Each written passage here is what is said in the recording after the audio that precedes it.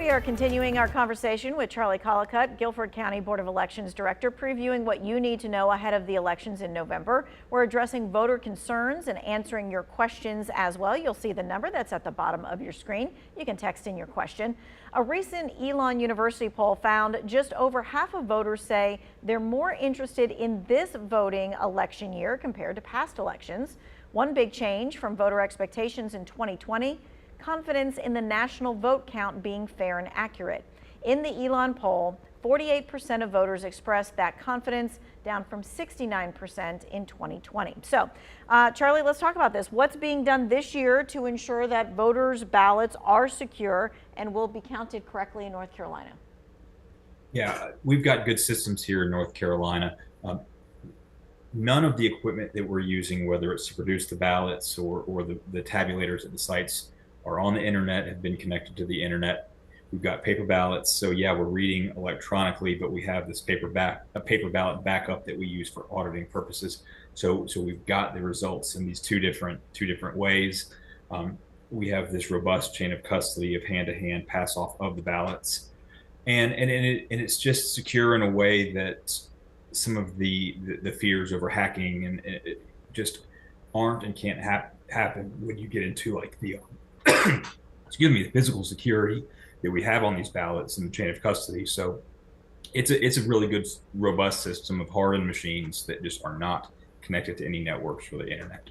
And so that is like the big thing. So since it's not connected to the internet, it's not like someone could go in there and change a whole bunch of things, is what you're saying.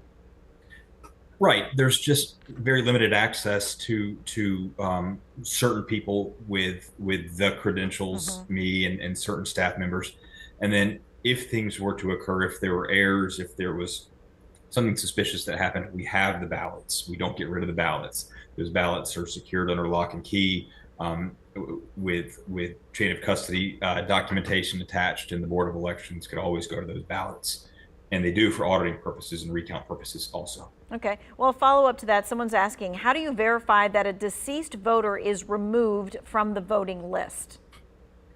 Yeah, that's a great question. We on a daily basis, we get information from Department of Health and Human Services, Register of Deeds, relatives, funeral homes can send us death certificates. So we get this information fairly quickly about people that are deceased.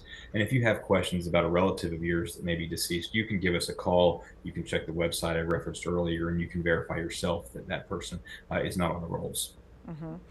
This next question is, if you don't like who's running for president, can you write in a presidential candidate? Yes, with a caveat. There is going to be a write-in line on the presidential and with the presidential candidates this year, but there's some weird North Carolina laws about who's allowed to have votes tabulated depending on people that may have gotten signatures on the petition. So yeah, there's a write-in line, and if that's what you want to do, then certainly you may write somebody in for president. Not all people are going to be able to get votes counted, though, even on the write-in line. This person says, I submitted an absentee ballot for the primary. Will I automatically get one for the November election? It depends. It depends. There's two types of requests that can get a ballot for a full year. If you're in the military or overseas and you requested to get a ballot for the whole year, you can do that. If when you did your request in the primary, if you certify that you were disabled and wanted a ballot for the whole year, you can. If you did not do that, if you're not disabled, you do need to make a new request for every election. A new request. So the next question is, how do I get an absentee ballot? Yeah, so in North Carolina, you do have to request. So there's two ways. You have to fill out a form, and you can find that on our website or the state board website, or you can call us and we'll mail you a form, and the voter or near relative can return that form. Or even better, on our website or the State Board of Elections website, there is a portal that you can go into, and you can enter your registration credentials, and you can actually electronically request. That's not an electronic ballot, it's just an electronic request. So then we'll mail you a ballot.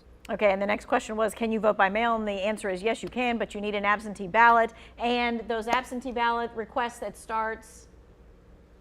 You can request right now. and we're going to start mailing out on September 6th. Okay. All right. We're going to take a quick break. We're taking more of your questions when we come back with one more segment. Right now, we got to check in on the forecast.